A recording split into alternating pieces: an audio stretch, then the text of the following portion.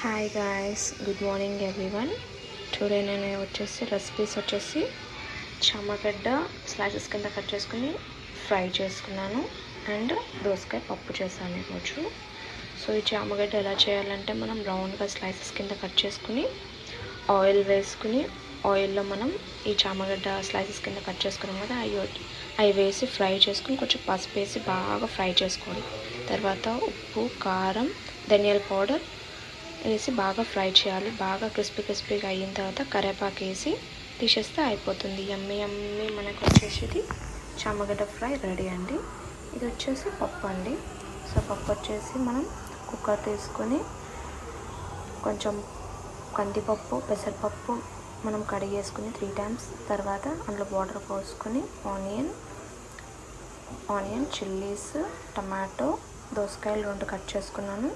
అది స్లైసెస్ కింద కట్ చేసుకొని ఉప్పు, కారం, పసుపు వేసి కొంచెంసేపు నానబెట్టుకున్న తర్వాత కుక్కర్ ఒక 5 whistles వచ్చే వరకు తర్వాత మనం తాలింపు వేసుకుంటే యమ్మీ మనకి కొత్తిమీర లాస్ట్కి వేస్తాను నేను, అప్పుడే నాకు టేస్ట్ అనేది బాగుంటుంది.